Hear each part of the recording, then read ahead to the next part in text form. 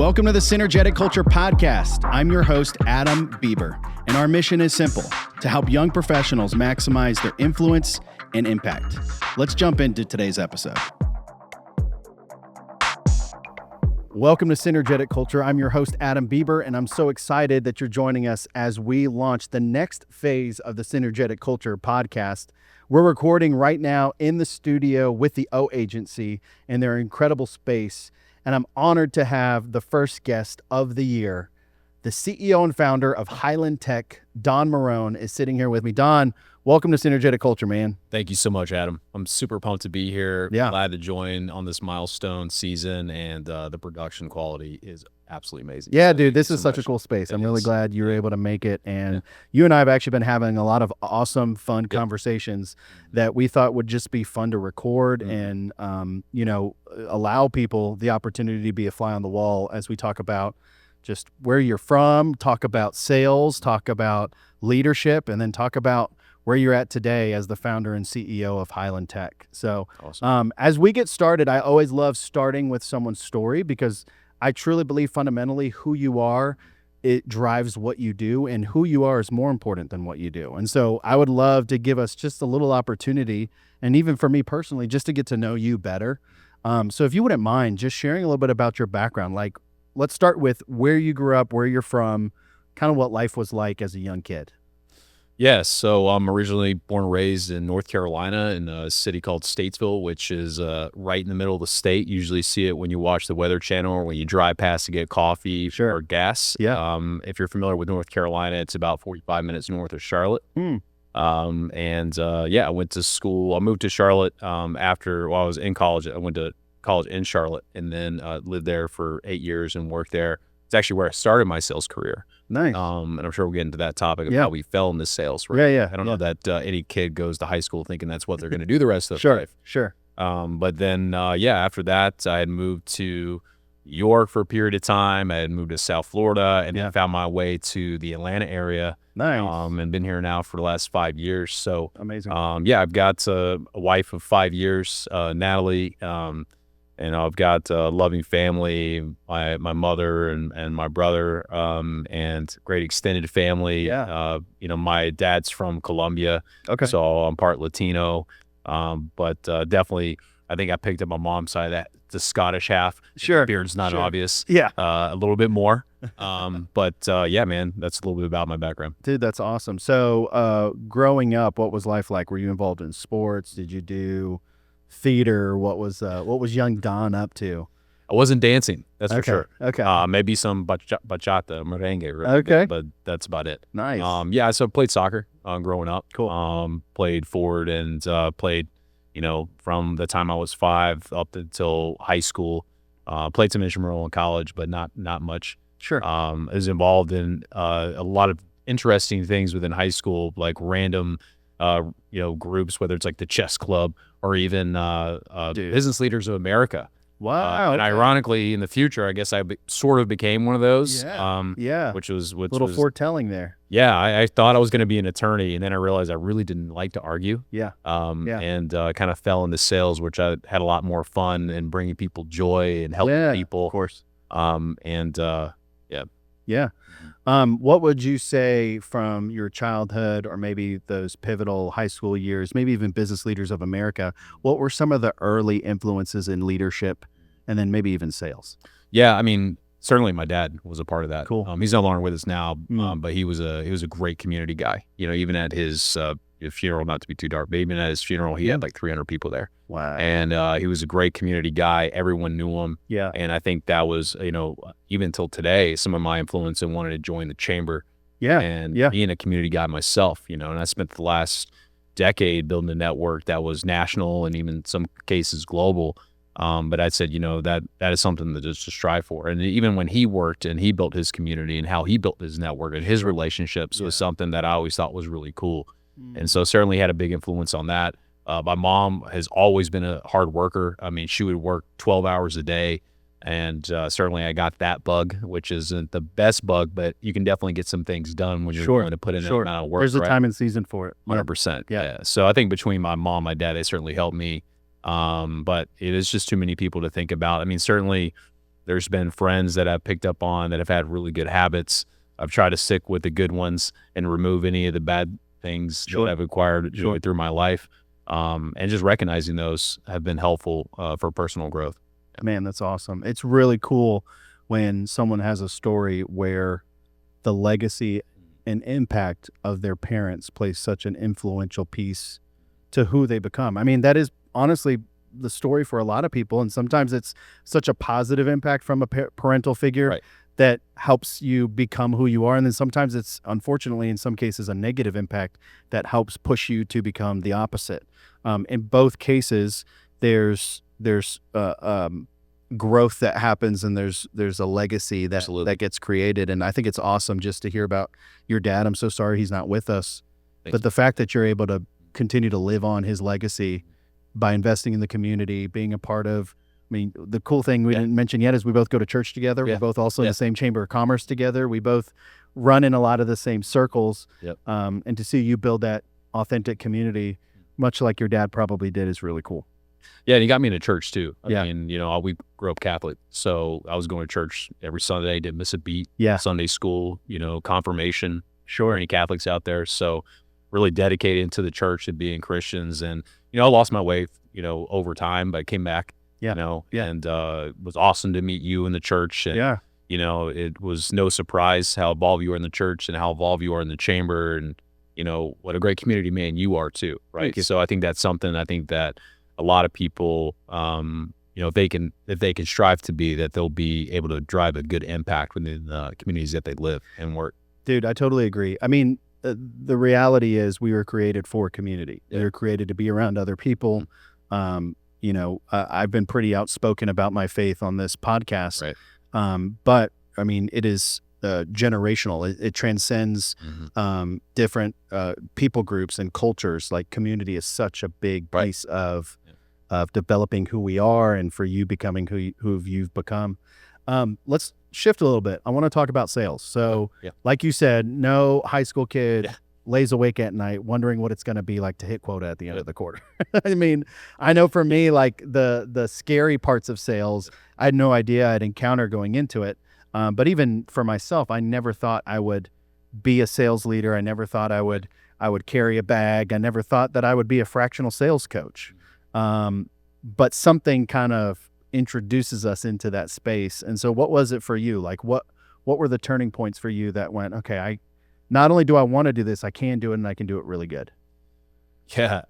So I'm going to try, it's a long story, but I'm going to try to make it short. No. Yeah. Go ahead. Take your time. So basically, I went to college, wanted to be an attorney. Yeah. And I went. Have you watched Suits? I did. Okay. So I've watched every season, every episode of Suits, and I'm like, I'm pretty sure Yeah. I could be an attorney. Yeah. But I'm sure it's not as glitzy and glammy and fun as it looks in the show all the time. Yeah, man. I mean, I had internships with, some of the top attorneys in Charlotte, and then had an internship with Courthouse. And I remember talking to an attorney and like, hey, how do you like your job? And he's like, Don, I'm going to tell you, there's a lot easier ways to make money in this world.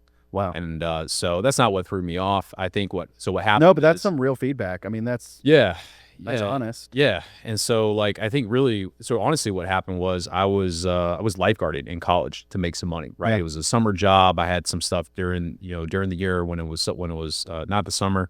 And I thought I was getting over the summer accumulating a bonus, and I was going basically paycheck to paycheck. I was in my early 20s, post college, as most of us did. Yeah, and so I thought I was going to get a bonus, and I guess I misinterpreted that things, and I did not get that bonus, and I had about a month worth of money before I was going to run out, and I was like, I got to go find a job. So I started with a college degree and a post baccalaureate diploma in paralegal technology. I went and applied at like Wendy's, at like Walmart and Target and Sprint. And so Sprint called me back the next day. Wow. Okay. And I was like, okay, cool. So what am I going to do? Like, you can do sales. You can sell some cell phones. And I'm like, okay, fine, whatever. I need money because I got to pay for my rent. Sure. And man, just crushed it. And I think a lot of it was just. So were you like in a storefront, just like exactly? Yeah. People come in and buy cell phones. phones, dude. Yeah. It was great. Sweet. And so yeah, and then that progressed pretty quickly. I became a store manager within about a couple of months. Became a district manager after a year or so. Ended up having about 45 employees, including like technicians to store managers to sales associates. and even had a chance to go work as a B2B entrepreneur with their specialized B2B team from selling like one of the top tablet sales in the country at the time. Nice. And I remember one time, what got me to this year manager role was that I basically wanted to move up as fast as possible. I didn't realize until later in life that was a mistake, because sometimes you're not always ready to run. Sure. You should be walking, right? Yep. And so in this moment, I remember coming into the first store that I was going to manage, and it was at 80% for the prior month to quota. And then the month after I had it went to 222%. And the owners brought me in. They're like, "What did you do?" And I said, "I worked, and I had a goal, and I set it, and we made it. And we had a great time doing it." Yeah. And, and then that led up to a promotion. And then, the rest is history with regards to sales and sales leadership. But yeah, it kind of fell in. I was like, man, dude, I started going with Sprint, started going to like NASCAR events. I remember bringing my dad at the time, and he was so excited. I could buy like a BMW at the time. And to him, like, he grew up as an immigrant. Like, that's when you made it, right? Sure. We sit in like a NASCAR suite, or you have a nice car. And so I got those tastes where, early on, of the rewards of what a good sales career could bring you if you're willing to put in the work and stay consistent. So absolutely. And I'm sure that the influence of Sprint played a role in you, your inclination to technology. So tell me about just the tech space and how the evolution of Sprint and some of the other things that you did kind of brought you to, we're building toward Highland Tech. I'm excited to get to Highland Tech, but there's a story behind it. So like, let's talk about the tech for a little bit. Because I know for me, like when I got into the tech space, it was just by accident. It was just an opportunity of a friend who said, "I work for this small company. We just got acquired by this giant global company. We're hiring salespeople. You should come join." And I knew nothing about technology, about IT, about cyber. Obviously was able to learn it quickly and grow in that. But so tell us, like, from Sprint, what were kind of the stepping stones in technology, and it kind of got you moving toward Highland Tech? Yeah. I've always liked tech, and so as a millennial, I've played with video games ever since I can remember. Right? What was the go-to video game system? Were you Xbox or PlayStation? So I played PC? original Nintendo. Okay. That's what I started with when I was like 5 or 6, right? And had the original Mario, graduated to Super Nintendo. I've had Game Gear. I've had, and then I started off in the Xbox route. Got it. So Halo and all that stuff. Duty. Yeah. Sure. So and I just, anything revolving around tech or that I think that kind of helped certainly escalate that appreciation for it was there. And so Sprint, I kind of fell into it.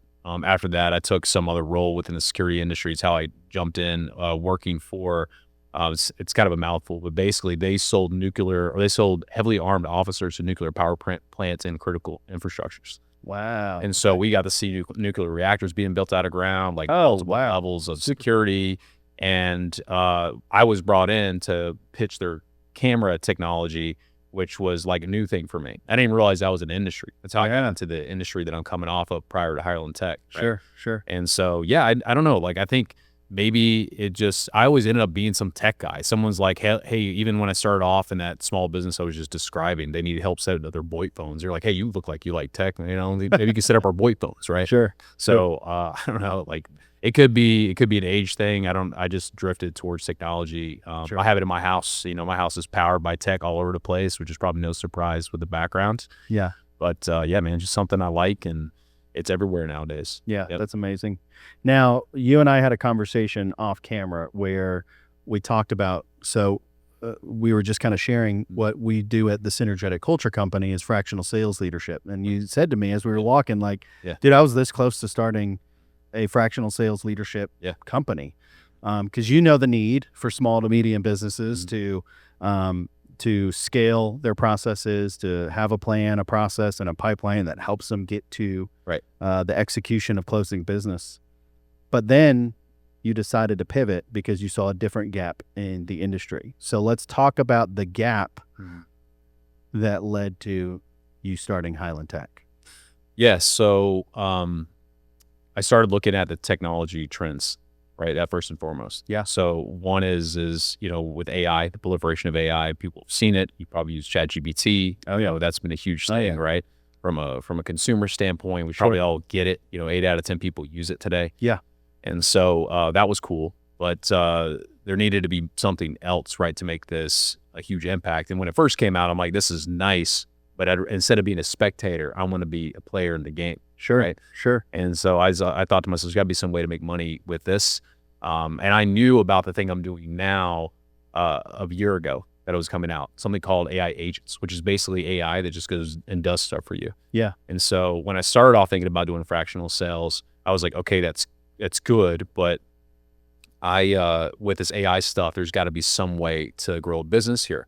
And I knew the AI agent time was coming. Yep. And it's here now. And that was really the pivot moment to say, because before, if that had never happened or wasn't going to happen, I would have had less interest and would have certainly have done fractional sales leadership, which technically I'm doing right now, my own company, right? Yeah, for sure. Until I could probably hire my own sales leader, right? Which that would be the day. Yep. Yeah. So yeah, it's in any case, it was really just the technology opportunity. Yeah. And there's this really good window right now, certainly over the next 5 years to grow that space. Yep.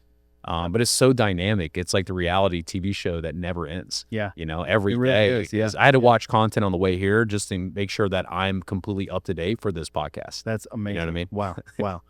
I want to take this opportunity to say thank you to the O Agency for allowing us to record in this amazing space. If you'd like to learn more about what they do, you can visit theoagency.com.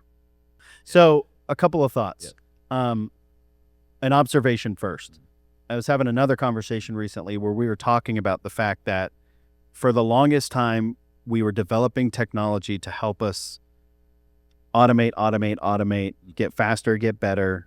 You went from physical files to, digital files and, documenting things instead of on paper with a pen to typing it out. And like, as this evolution has happened, we're getting faster and more automated, and it's becoming more scripted, even the response to how we execute in business. And now I've heard people say that there is, like, as this wild, wild west of AI plays out, there is still a need for human connection. Right. So how do you view maintaining human connection as you are in the core of this wild, wild west next 3 to 5 years of AI development? Yeah, I think it's that we elevate people to do what they were meant to do, which was to I love that. create connections, Yeah. right? So what happens is, over the last 100 years or 200 years or however long the typewriter's been around, right? We've been down doing this, right? Especially with phones and social media. Social media was built to bring us together, and one could argue it's pushed us apart. Absolutely. I think there was something probably on a Rogan podcast where that was mentioned, right? Yeah. From Zuckerberg and Joe confronted him about the idea of it. And that's something that I think is a real problem. Yeah. And so, I think that technology hasn't done a great job at bringing people together. So the way my perspective is around this is we remove people from things that keep them from building those connections, meaningful connections. And those things include things that are repetitive and mundane, which is exactly what AI is meant to help with. Yeah. Right. And things that are repeatable, things that technology can process faster, and the idea is it would alleviate us from that workload to focus on things like this. Yeah. Where we're able to foster long-lasting relationships, create human connections, use empathy to elevate each other, right, to grow each other. Yep. But we've never really had that opportunity because we're stuck in computers, or we're stuck doing these repetitive tasks in Excel and all these other systems that really are just tools to get some outcome. But when the AI can create the outcome for the repetitive and mundane, that gets us back to what we were meant to do. Yep. And humans communicated verbally, right? When in time did we ever communicate through a text message, other than like in the last 25 years, whatever, right? Sure. Yeah. So that's not natural for us. We're built on millennia of generations of humankind that's been built to verbally communicate, and to create connection spiritually and everything else, right? Yeah, for sure. So yeah, I think the way we get closer is we remove the technology that really has burdened us from otherwise creating those relationships. I think one, I love the way that you put that. It was so eloquent. I agree with you. I think there are multiple ways to leverage technology, but then also just as business owners, look at leveraging fractional support or just outsourcing the things that can be outsourced so that you can focus on the things that only you can focus on. Right. And one of the things I like to say is you can't look forward if you're constantly looking down. Right. And so as a business owner or business leader, if you're constantly looking down at the process or looking down at the next thing that has to get done or making sure that you update the spreadsheets or update, whatever it is, the mundane task that AI can take on, streamline, do it faster, do it more accurate, then it allows that business leader to look up and nurture those empathetic relationships that really drive the ecosystem of business and just 100%. humanity. Yeah, we've lost connection because of technology. Yeah. I don't think anyone intended that to happen. Yeah. But as it becomes easier to work with, and it will, more natural to work with, I think we'll find those connections again. Yeah. If there's a way to leverage AI so that we can more consistently put our phones down and be just engaged with humanity, I think that it does such a beautiful service to the world. I think people have this fear, which I want to ask you about, this fear of what is AI going to do? I go back to the movie I, Robot with Will Smith back in the day. Like, are we eventually going to have these robots walking around? Maybe. It's hard to conceptualize what the evolution of technology will look like. But for the people that are just genuinely afraid of AI taking their jobs, AI being too invasive, maybe even invading privacy, what's your approach? What's your thoughts on that? Yeah, it's a great question. It's a legitimate concern. Yeah. My viewpoint is, I don't know, it's my viewpoint, right? But my viewpoint on this is that the big tech, which includes companies like Amazon and Meta and Microsoft, and the list goes on. They have a lot of resources financially and talent-wise. And if you've been watching the news, they're building infrastructure that is in the trillions. Yeah. Right? Yeah. So they're in the midst of building this next technology revolution. They'll probably call the industrial revolution, perhaps. I don't know. Cool. That's a big deal, right? Yeah. And so I think it's normal to feel that unease, right? Because it's in change. But I would look at it as history repeats itself. It does. Right? Yep. So we think about a farmer that was very uncomfortable when the tractor came out. Yeah. But eventually, now we're at the point where a farmer cannot imagine themselves without a tractor. Oh yeah, well, they have tractors that run without humans being in them now, right? Yeah, they released that at CES. I saw more of that at CES, right? Yeah. So you're absolutely right. And so I think the idea is we have to accept that this is something we've gone through before, and people are really good at adapting. Yeah, and they will figure it out. But I think this one, because it's human, it's going to get to the point of equivalent human intelligence and surpass it. I think the perspective that big tech suggests and Harvard Business Review would say is that we shouldn't fear that AI is going to replace our jobs, but we should fear that the person that knows how to use it will, right? So meaning we have to be willing and able to really focus on how we can drive this and what I call reskill or upskill using AI solutions, right? Sure. And so there's a lot of content online about that. Yeah. One of the things we talked about before recording is my wife is doing her dissertation around AI adoption organizations. So there's large organizations that want to make a huge push with AI. She's there to create or really help them indoctrinate her framework around AI adoption organizations, right? Wow. Okay. And I know that's a really hard problem to solve, right? But I think most of what the belief in the AI community is that there's no intention to replace, but there is an intention to increase productivity. Yep. So if enhance productivity, enhance data integrity and accuracy, things like that. Yeah. I think it's important to say, your company that you've started as the founder and CEO of Highland Tech. Highland Tech is an AI automation agency. Did I get that correct? That's right. Yeah, the 3 A's. Triple So an AI automation agency that helps businesses with developing AI agents specific to their business needs. Is that a fair way of putting it? Yeah, it's exactly right. So what we do is we're a custom software engineering firm, and our tagline is we build agents to automate business workflows. So the way to look at an agent is something that's a digital worker. Is the easiest way to think about it, right? So it only lives on the digital landscape. It's not iRobot yet, right? There's some time for that. And it's these things that live in the background that can work. There's a spectrum of these. There's some that are as simple as retrieval agents. to things that are as complicated as autonomous agents. And autonomous agents could take a input of some action and then just do the flow of the work. So the retrieval is, think of it like a co-pilot that would work along with the person to help them get the work done faster. And so the perspective of big tech says that, for every employee, they will have an AI companion, and then for every business workflow, there will be an agent. That there will be more agents in the world than people, and that every person, or all the people in the world will be orchestrators of these agents, right? So you eventually call on your digital workers to kind of work at your bidding to do what you need them to do. And it could be one, it could be multiple, and eventually you'll call on an agent manager that will then manage that orchestration.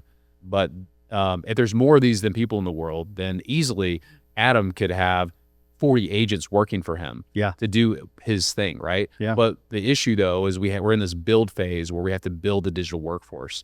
And the problem that I saw when we started Highland Tech was that there's a gap for small, medium businesses. Technically, anything less than 100 million is a small business. And for the larger companies, either they're doing it themselves or they're hiring a consulting firm like the Deloitte, McKinsey, Accenture that's going to do this work for them. Got it. But what about small businesses, right? And this is, again, industrial revolution. It's not the time to rest and wait. It's a time to act, right? And I think that we see what's happening. It's on the horizon. And our goal is to help companies fill that gap. We just got out of an election cycle where I'm not going to get political, but I feel like I heard over and over the small businesses are the backbone of the economy. Right.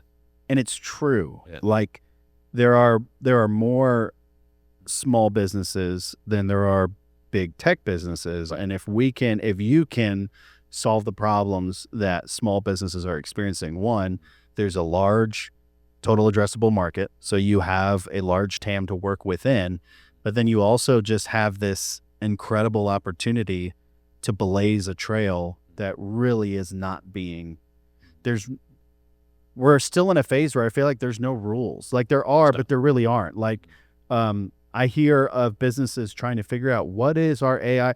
In fact, I just had a conversation this past week with a ministry leader that's going, hey, we got to figure out our AI stance and posture for our employees. And I was like, you work at a church, like it's impacting everybody. And so it's neat to hear you talk about it. So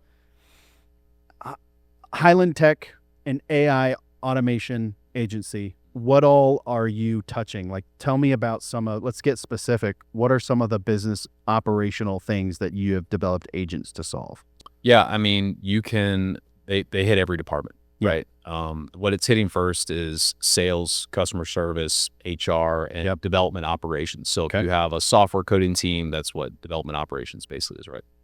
And so it's no surprise why sales and customer service happens first, right? We need to be able to get to our customers quickly. Things are available 24/7. They understand my business. They can take actions, on things like tier 1 tech support from a customer service or tech support standpoint, create tickets in order to automate that transaction. They can set up appointments for sellers. They can set up the whole agenda for them, make sure it goes to the right sales territory rep, right? And so, that's something that a lot of businesses that have certainly inbound activity have a challenge with, right? Making sure that they get to every customer every time and meet the customer where they're at as opposed to the way around. Right. And so, what we focus on is building on a Microsoft tech stack. Cool. And I don't need to go through the specifics of the product. Yeah. You can get a little nerd out just a little bit. Yeah. Well, the bottom line is like, we do that because if we're building responsibly, there's a lot that goes into these things as far as the integrity and security of the data, and availability of the data, the whole CIA triangle within, confidentiality, integrity, availability. So we build on these platforms to build responsibly, but also create consistency. Love it. And so, there's a lot of opportunity, but I think beyond just that example of sales, tech support, customer service that a lot of companies deal with, even a prior to Highland Tech, where I experienced an agent where HR, from an HR perspective, was super helpful. Like if I just had questions about HR policy, if I had questions, especially as the leader, sales leader, travel policy, vacation, what's the vacation like? What's the very insurance? Simple stuff. Right. And so it's pulling from a knowledge base, and we engineer the back end in order to make the retrieval accurate. Yep. Because otherwise, what you'll find if you don't have engineering built in, is they use something called semantic index searching, which basically just it'll hallucinate what we call in the AI space, but simply put, it just creates errors in the results. Got it. So Got it. not the results we want when Yeah. there's something so serious like HR policy, or even as we interact with our customers, we want it to be accurate. Sure. Yep. Yeah, absolutely. 100%. There's nothing more, I don't know, unsettling or just frustrating than when you receive like a marketing related email and you just know that like maybe it wasn't entirely AI that did it, but Right. there's some assumptions that are being made from automation that just are inaccurate. Dude, I get LinkedIn DMs. I get emails all the time. I got a LinkedIn DM that said, "Hey, I noticed your influence in the medical space and wanted to da da da da da." And they got this whole pitch, and I responded and I said, "Medical space?" Yeah. And then it was like, "Oh, I'm so sorry for the inaccuracy." And like I just was like, "Man, like." It's lazy. Yeah, and so it's neat though that you guys put a strong focus on the retrieval of the response using a curated knowledge base, not just open AI, but like an actual knowledge base that's consistent with that business or curated from that business. It makes the data integrity even greater. 100%. Yeah, 'cause without good results, it's not useful. Then So- then you get bad results like you got in that example. So 2 questions. Let's start with this one. What is a practical application of AI for just anybody listening to this podcast? Just the average individual. If you said, "Hey, here's one tool that you could or should be leveraging," what would you recommend? Yeah, if it's from a consumer standpoint, you could check out ChatGPT. Get a paid version that's $20 a month, and you can make something called custom GBTs. Custom GBTs is where you can make the retrieval part of the agent, so the start of the spectrum of from simple to hard. You can make your own with no code, and you can prompt it. So you basically give it instructions and some examples about how you want it to respond.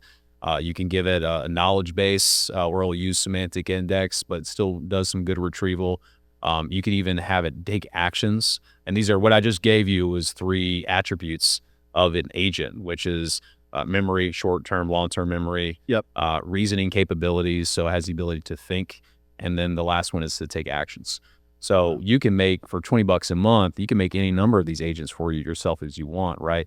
But what we look at from Microsoft standpoint is we do that in a way that's what they call based on the Microsoft. It's grounded on the Microsoft graph, so it's secure. They're not learning off your data. You got to ChatGPT, that's completely on you, right? And you can't control what your employees are doing. So if you're a consumer looking to get into it, definitely recommend something like using custom GBTs in order to just handle some repetitive mundane things in your day-to-day. Sure. They've got a bunch of different features that are built in with that product that does a lot more than that. That's just one example. But a parallel example that businesses can use when they want to use it in a responsible way is use the agent builder inside of Microsoft Copilot, which does the exact same thing. But again, it won't learn off your data, and it's something that's based and secure within the Microsoft ecosystem. Amazing. Yeah. And then for the business owner, it's probably going to be an iteration of the answer you just gave, but partnering with an agency like Highland Tech that can help a business automate some of these processes. Are you focused on the sales, marketing, support, HR? Like, is that where most people start, or where would someone start? Yeah, I mean, we work with several folks that we've had all kinds of examples, man. It's like a laundry list. It's some things that really surprise me on the ask, and I love the creativity that people have. And usually where we start in businesses is we run like a workshop that allows them to really freely think about these things. And so what we would like to do is when we work with departments is ask the department heads, spend about 2 weeks, write down those repetitive mundane tasks. We meet after that 2-week period for like an hour. My goal is we walk away with one thing that we can do that's a realistic accomplishment, because I know the tech, they know the problem. And my job is to make sure that the tech can marry with that, and also that it's high impact. So when we go to leadership, we have some form of return on investment that's already there. That's great. And let's say there's 5 departments heads, right? We go with 5 cases and we go to leadership and say, where's the first place that we can start?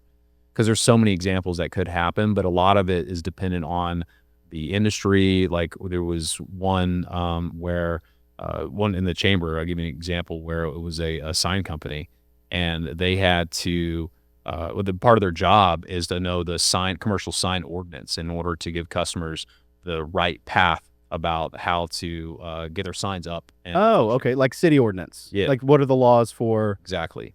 height, size, whatever? Exactly. Yeah, Yeah. And there's a lot. Interesting. There's a lot built into that, right? Yeah. And different cities and different counties and Exactly. different, jurisdictions have different policies. Exactly. Okay. Yeah. Interesting. So what happens is with that is that's not sales and marketing. Yeah. It's the backbone of the business because Sure. that's how things start. Yep. Right. In that example. And I love that because that to me is a high impact.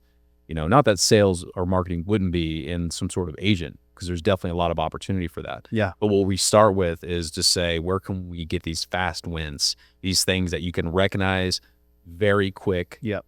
improvements and return on time. I was gonna say, because you can quantify the value in the Exactly. time saved. Exactly. Yep. Yeah. Because what happens is we're always, it's natural for us as people to try to like want to quantify, right? And I want to say, I want to spend this much time doing this. And when it's too ambiguous, we end up not getting to that place fast enough, and that can result in dissatisfaction. Yeah. So we want to think about is when we have these different things we can do that could be very specific in that example, right?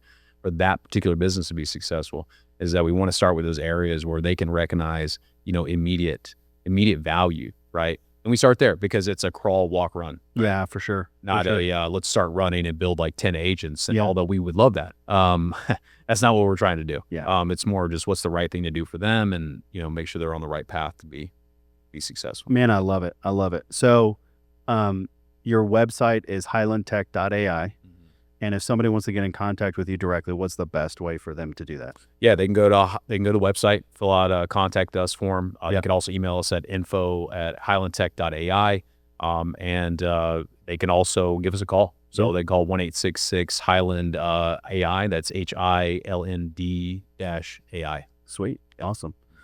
Well, look, I have loved hearing your story. I've loved talking about your business. One of the things that we are focusing on within this podcast is to help young professionals maximize their influence and impact.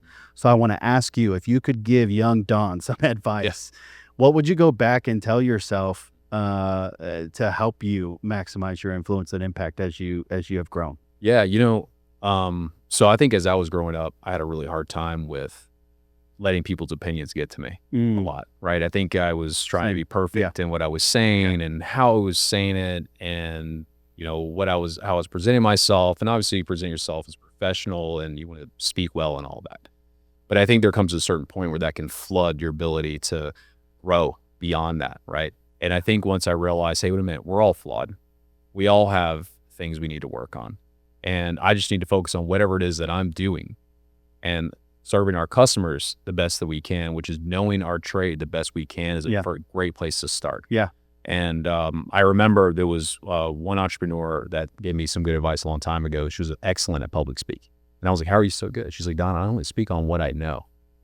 And I was like, okay, fair. So I need to just know what my space really well. Yeah. So when I took into this AI space, it became an obsession. Not an obsession because I like to read about this every single day. An obsession because it's the best way to serve my customer. Yeah. Right. And I think through that, the judgments don't fall because I'm only focused on learning and being better for the customer, and that's all that matters really. And so I look at young professionals and I would say, there's going to be a lot of competing opinions out there. There's going to be a lot of people that are naysayers in your growth. And I would say, work around those people that elevate you, that encourage you, that build your self-esteem, and learn and find your path that you feel confident in and believe in yourself. You have to be your biggest fan. I always thought that confidence comes from keeping promises to yourself, not feeling otherwise, right? Like if you're waking up every day and you're showing up at work and you're getting there on time, working a full day, and you're consistent, you're making those calls, it will show for you. And I know we have time today to talk about it, but the history I've had in sales, there was certainly down points of making all the cold calls and going through the grunt work and not seeing success and really getting discouraged. But what happens is once you get those wins, it's like, hey, this is working out. And it's just that little bit of confidence that gets you through the next call and then the next call. And then before you know it, you look back in your history and now you're like, hey, I'm a top sales performer, or now I'm a top leader. but not to give up. Believe in yourself, because if you don't, no one else will. Yeah. Now more than ever, people are impacted by so much noise, constant. Yeah. We're constantly being bombarded with information and data that it can be paralyzing. And so I love that you just suggested, like, one of the best ways to quiet the noise is to get real with yourself and start to believe in yourself to do the things that God put you on this planet to do. And the other piece just about confidence comes from keeping promises to yourself, I think, is such a big piece. Integrity, starting with the character of the individual. Right. You build that character, you build that integrity, and you be that person that you wake up proud to wear your own skin. Absolutely. That bleeds into everything. That bleeds into the way you take care of your family and the way that you look after the people that you love, the way that you impact the community that you and I are so passionate about, and the way that you give back in business. So I got to give you credit too, man. I mean, you're a great community person. You set a good example for everyone around you, and I'm sure your family, right? And I think it's a great opportunity to engage with you on even platforms like this, because I know there's a lot of people out there that are in a place in life where they want to feel success and they want to rise to the occasion. And I'm really passionate that everybody has that opportunity. There was one time my sales career was not going so good. Yeah. And it was that day where it hits you and you're saying, like, I belong here. I'm a part of this too, but you got to work for it. Yeah. It doesn't show up. Yeah. And I think there's certainly, maybe it was college that sets the expectation of you get this paper and all of a sudden it's going to be easy. It's not going to be easy. Going back to that story when I started in sales, I mean, I just got out of college, got another degree, and was dropping. I went to like 50 law firms, and the only one that called me back was like, "Hey, we got a job, but you need to lick envelopes to send out mail." Right? Like, it's crazy. What is this? Right. 1986. I know, right? They've got Yeah. little That was like 15 years ago. things for that. Yeah. Yeah. Right. I think they call it liquor, just kind of as a joke. Like, it's an office liquor that, like a dot thing that moisturizes and you. Anyways. Yeah, you're right. But it was like that was weird. But in any case, yeah, I mean, just keep going, right, and not give up. And I think I wish that feeling finds people as fast as possible. It took me some time to kind of come around on that. And I know if I had found that way earlier on, I would be at a different place today. But I'm grateful for where I'm at. I'm grateful, God's a good God, and He's given me a lot of opportunity in my life. And now in this next stretch of entrepreneurship that is terrifying in a lot of ways, but it's also exciting. Yeah. Get the chance to be a part of the community and meet people like you, and try to make sense of this next world we're moving into. Sure.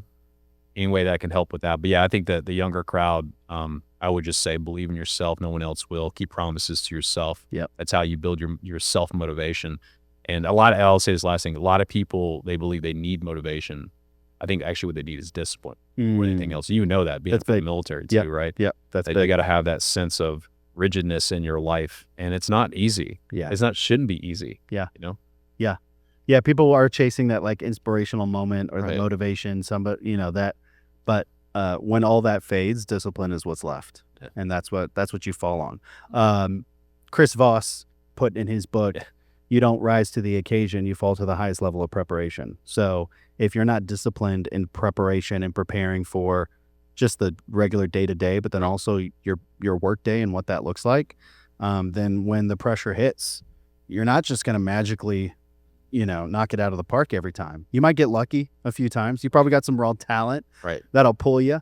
Yeah. But oftentimes you fall to that highest level of preparation. So, man, we could do a whole podcast on that too. I got time if you do. Well, listen, man, I believe in you, Don. I appreciate you being on this podcast, sharing your experience, sharing about Highland AI or Highland Tech and Highland.ai. And one of the things I want to say, man, I'm just cheering for you. I'm in your corner. I'm excited for you and Natalie and what she's doing in her world with her doctoral dissertation and how that collides with your world and this business you're creating. I think it's going to have a positive impact on businesses. And then thank you just for sharing your heart of how I can and our listeners can maximize their influence and impact it. It means a lot to me. Any final thoughts, closing remarks, anything you want to share? Yeah, I mean, I think as we look at sales and sales leadership, if anyone's looking at a career or looking at even your firm as a part of that, working with you, I mean, there's a lot that is to be left with sales. And I think that having the right leadership in place at the right time could be pivotal for a company. Yep. I've seen it. I've been one, right? Yeah. And, I think that's the kind of stuff that people might not always get all the time. And so I think there's certainly an interest in being able to hire the right people, because with the right people, it can take you to so many different places that you can never imagine. Yep. So that's Absolutely. it. And thank you for the opportunity. Yeah, man, this has been fun. We appreciate you hanging with us, listening to this episode. We're going to be coming back with more podcasts, more content to help you maximize your influence and impact. So stay tuned with us.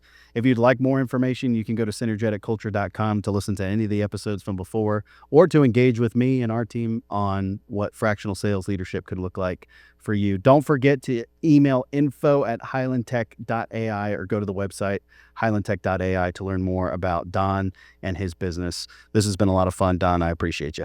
Thank you. All right. We'll see you guys.